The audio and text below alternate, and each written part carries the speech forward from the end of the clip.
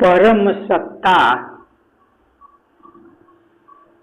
न नर है न नारी है। परम अस्तित्व के सहज स्वरूप को अनुभव किया जा सकता है। नर नारी या स्त्री पुरुष हम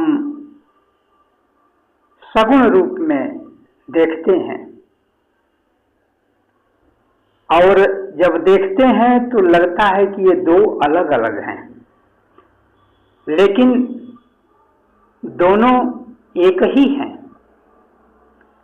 दोनों के बोल एक ही है, दोनों के कृत्य दैवी कृत्य एक ही है, अलग अलग नहीं है। देख लीजिए, जब भगवान श्री कृष्ण आए तो क्या कहते हैं? धर्म संस्थापनार्थाय संभवामि युगे युगे। धर्म की संस्थापना के लिए, स्थापना के लिए मैं युग युग में आता हूं। और परित्राणाय साधूनाम विनाशाय च दुष्कृताम, ये भी है। साधुओं की रक्षा और दुष्टों के विनाश के लिए भगवान श्री कृष्ण पुरुष रूप में हैं। और देवी जी क्या कहती हैं वो अभी देख लीजिए। इत्थम यदा यदा बाधा दानवोत्था भविष्यति। इस प्रकार असुरों द्वारा, दानवों द्वारा पैदा की गई जब जब बाधा सामने आएगी, तदा तदा अवतीर्याहम करिष्याम्यरि संक्षयम। तब तब मैं अवतार लूंगी और शत्रुओं का संहार करूंगी। बात एक ही है, एक ही स्वर है। अब उस परम सत्ता तक पहुंचने के लिए हम जो प्रयास करते हैं, उस प्रयास में साधन बनता है उनका जो सगुण रूप है, वही साधन बनता है। उसी को पकड़ करके, उसी से रागात्मक संबंध जोड़ करके, उसी के प्रति अपना सर्वस्व समर्पित करके, और हम उसी की कृपा से, उसकी दया से, उसके आशीर्वाद से हम उसी के उस रूप को प्राप्त कर लेते हैं जो परम सत्ता है, जो परम अस्तित्व है, उसको प्राप्त कर लेते हैं। इसलिए इसमें बहुत सोचने की कोई जरूरत नहीं है। जब जब जरूरत पड़ी है, तब तब वह परम शक्ति, परम सत्ता, परम अस्तित्व कोई न कोई रूप बना करके, और वह भी निज इच्छा निर्मित तनु, निज इच्छा, अपनी इच्छा से शरीर धारण करके आते हैं, और उनका धराधाम पर आना हम सभी के लिए आशीर्वाद बन जाता है। और हम सभी एक सीढ़ी समझ लेते हैं, और सीढ़ी का अवलंबन लेकर के और हम अपने लक्ष्य तक, हम छत पर चले जाते हैं, अपने लक्ष्य को प्राप्त कर लेते हैं। ये तो बड़ी सौभाग्य की बात है हम लोगों के लिए। और इस प्रकार अनेकों अवतार हुए। इस प्रकार कई कल्पों में अनेकों अवतार हुए, और हम आज उन्हीं के सहारे आगे बढ़ते हैं और परम आनंद यानी सच्चिदानंद को प्राप्त करते हैं। अपना जो नकली अस्तित्व है, आरोपित अस्तित्व है, इसका परित्याग कर देते हैं और उसी में विलीन हो जाते हैं। हम लोग जो भक्ति करते हैं, पूजा पाठ करते हैं, सबका एक ही अर्थ है कि हम उनके स्वरूप को प्राप्त कर लें। इसी उद्देश्य की प्राप्ति के लिए हम ऐसा करते हैं। फिर जहां है वहीं से संबंध जोड़ना शुरू करते हैं। हम मनुष्य शरीर में हैं, तो फिर शरीर है, इंद्रियां हैं, हम इंद्रियों से उनसे नाता जोड़ते हैं। आंखों से उनके स्वरूप को देखते हैं, कान से उनकी कथाएं सुनते हैं, जिह्वा से उनका नाम या मंत्रोच्चार करते हैं, जप करते हैं। यहां से हम शुरू करते हैं। जहां हम हैं वहीं से तो शुरू करेंगे, तो शुरू तो हम यहीं से करते हैं। लेकिन इसमें एक बात है जो ध्यान देने योग्य है। जब मृत्यु होती है तब शरीर यहीं रह जाता है, सारी इंद्रियां जलकर खाक हो जाती हैं। अब यहां उसके बाद जो जाता है वो मन है। उसके बाद उसके आगे की यात्रा अंतःकरण की, मन की, वो आगे की यात्रा होती है चित्त की। इसलिए हम लोग जो आराधना करते हैं, मोटी आराधना है कि हम अपने शरीर से करते हैं। यह निंदित नहीं है, यह सराहनीय है। यह प्राथमिक विद्यालय में जाना है, यह भी तो जरूरी है। लेकिन ख्याल करना है, हमारे साथ एक मन भी है, जो मन आगे की यात्रा पर जाता है। इसलिए जब शरीर छूट जाता है, तो जब मन जाता है साथ, तो उस मन से जो हम नाता जोड़ते हैं, जो आराधना करते हैं, जो अपने इष्ट की पूजा करते हैं, वही परम सार्थक है, वही अत्यावश्यक है और वही करनी भी चाहिए। क्योंकि मन से जब हम याद करते हैं, मन से हम जप करते हैं, मन से ध्यान करते हैं, जो भी कुछ मन से करते हैं, उसका बहुत बड़ा महत्व हो जाता है।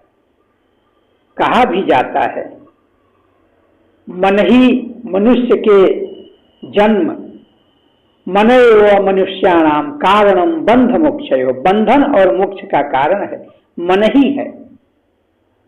मन ही से मुक्ति मिले, मन ही दिया है जेल।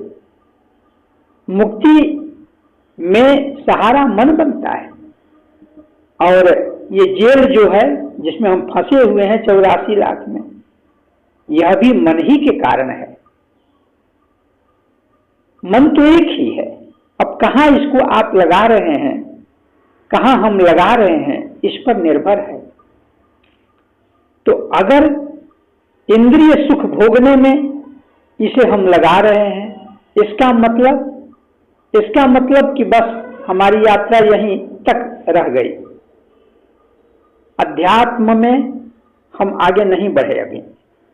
इसलिए मन को इंद्रियों से हटाकर अपने इष्ट में लगाना चाहिए। यही आवश्यक है कि मन को इष्ट में लगाया जाए। कैसे लगाया जाए? स्तोत्र पाठ करके, कथा सुन करके, जप करके लगाया जाए। जितनी आसानी से मैं कह दे रहा हूं, ये कार्य उतना आसान नहीं है, ये बहुत कठिन है। मन को लगाना यह बहुत बड़ी बात है। सब ओर से मन को हटाकर, सब ओर से हटाकर केवल इष्ट में लगा देना, थोड़ी देर के लिए भी लगा दिया जाए, यह बहुत बड़ी बात है। लेकिन यह असंभव नहीं है, यह संभव है।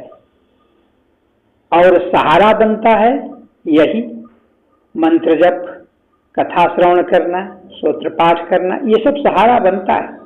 और जैसे जैसे हम इसमें डूबते जाते हैं वैसे वैसे वह परम अस्तित्व के हम नजदीक पहुंचते जाते हैं, या हम उस के पास या वो हमारे पास आता चला जाता है।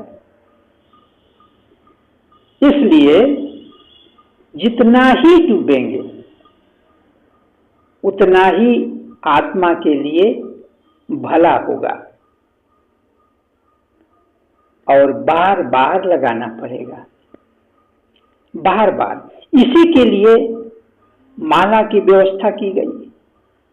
जप भी देखिए, वाचिक जप जो जिह्वा से किया जाए, फिर होठ से, फिर मानसिक जप आ जाता है जिसमें होठ और जिह्वा से कोई मतलब नहीं, मन ही कर रहा है।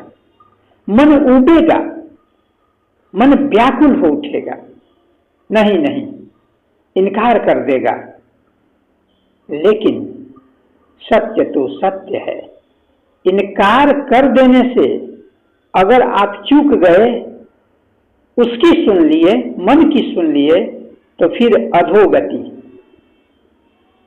और अगर उसकी नहीं सुने, अगर शास्त्र की सुने, अगर संतों की सुने, तो आप लगे रहेंगे।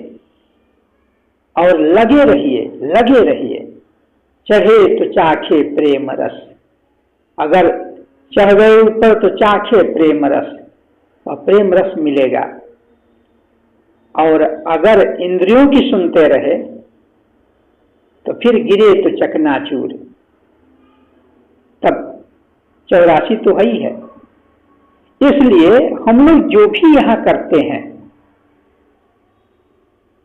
यहां खाना पीना, सोना, सामाजिक कार्य करना, राजनीति करना, जो भी यहां हम कुछ करते हैं, अगर मन इसी में केवल लगा रहा तो आगे की यात्रा नहीं हुई। मैं ये नहीं कहता कि इसका त्याग कर दिया जाए, नहीं, ऐसा मैं नहीं कहता। शरीर है तो शुभ और अशुभ भी तो बनाया गया है ना।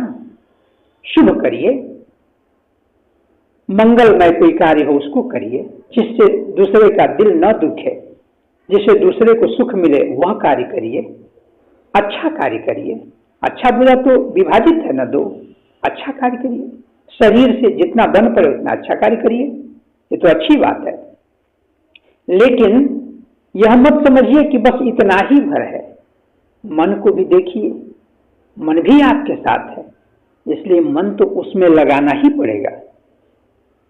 और अगर लगाते लगाते गिरते उठते, गिरते उठते, क्योंकि कई बार उठना गिरना होता रहेगा, उससे प्रार्थना कीजिए, चिल्लाइए, रोइए उसके लिए। वह बहुत दूर नहीं है, वो इतना पास में है कि आपके क्षण क्षण की गतिविधियों को देख रहा है। मैं कहूं कि देख रही है, कहूं, दोनों तो एक ही बात है। वह देख रही है देवी रूप में, देख रहा है ब्रह्म रूप में। तो इसमें झगड़ने की जरूरत नहीं कि देख रहा है कि देख रही है, दोनों एक ही बात है। महिषासुर को मारने के लिए जब सिंहवाहिनी दुर्गा जी का अवतार हुआ, तो उस समय सभी देवताओं के शक्तियों का एक पुंज बना, वो नारी रूप में हो गया, क्योंकि नारी की ही जरूरत थी उस समय। इसलिए वह परम सत्ता, वो परम शक्ति नारी रूप में परिवर्तित हो गई। जब जैसा जहां जरूरत पड़ा तब तैसा वहां उस रूप में वो परम सत्ता अवतरित हुई। तो इसलिए उसमें मन लगाइए।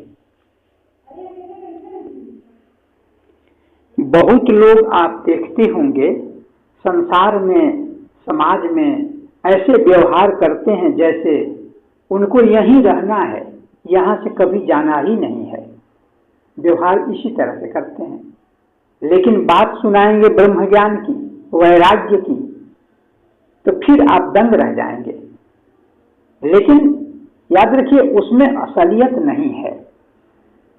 जैसे किसी को कह दिया जाए कि आपकी फांसी है, आपकी फांसी है 2 दिनों के बाद। अगर इस बात को नाटक में कहा जा रहा है, स्टेज पर कहा जा रहा है, तो उसको भय नहीं होगा, क्योंकि वो जानता है कि मेरी मृत्यु नहीं होगी, मेरी फांसी नहीं होगी, ये तो मैं ड्रामा कर रहा हूं। वो जानता है, इसलिए उसको भय नहीं होगा।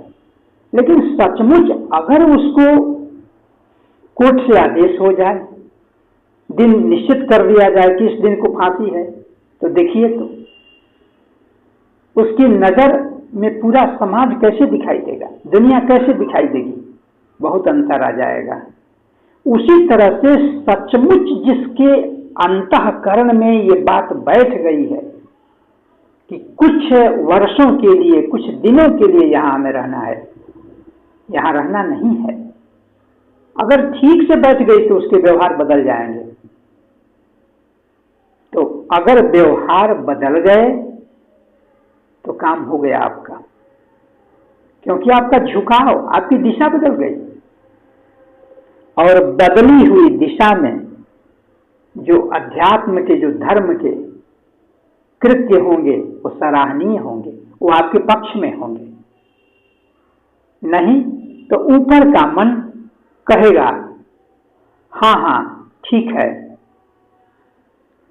हमें जाना है, सबको शरीर छोड़ना है, लेकिन ऊपर के मन से हो रहा है।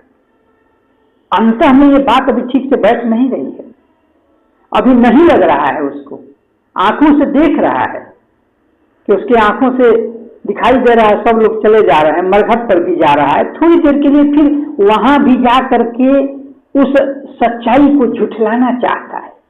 हमने कईयों को देखा है मरघट पर खूब ठहाका लगाकर हंसते हुए, वो झुठलाना है, सत्य को झुठला रहे हैं। ये नहीं समझ रहे हैं कि एक दिन उनके लिए भी ऐसे ही आएगा। तो अगर संसार की सच्चाई को समझ करके आप आगे चलेंगे तो वैराग्य होगा, और वैराग्य होगा, वैराग्य भाव होगा, तो आपसे गलतियां नहीं होंगी और आपका ध्यान केवल उसी परम सत्ता पर जाएगा जो आपका लक्ष्य है, और वहीं से तो सब काम होगा। आपका सब जो काम है वहीं से होगा। बाकी यहाँ के ये तो नश्वर शरीर से जो भी कुछ करेंगे वो क्या, जो भी कुछ करेंगे वो यहाँ के लिए, लेकिन अब तो भाई आपकी यात्रा इसके आगे की भी तो है। और 84 लाख योनियों में आना जाना बस इसीलिए है कि 84 लाख से आप मुक्त हो जाएं। बस 84 लाख योनियों से मुक्त हो जाएं, इसीलिए भक्ति है, इसीलिए ज्ञान है, वैराग्य है। और मैं जहां तक समझ रहा हूं देवी मां की कृपा से, जहां तक मैं समझ रहा हूं कि हमारे पूरे शास्त्र इसी को बता रहे हैं। जो हमारे सनातन हैं, सनातन शास्त्र सब इसी को बता रहे हैं।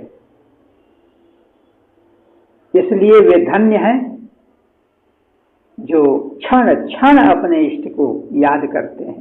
वे धन्य हैं, क्षण क्षण उसको याद करते हैं, भूलते ही नहीं, भूलना नहीं चाहते।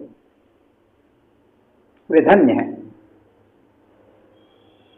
इसलिए अंत में मैं यही कहूंगा कि समय कहाँ है, समय नहीं है, कब शरीर छूट जाए क्या भरोसा।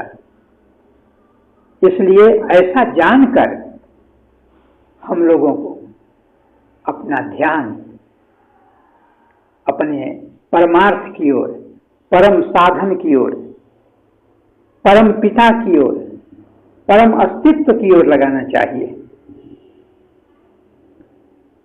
आपको बहुत बहुत धन्यवाद। आपने इतना सुना, बहुत धन्यवाद आपको।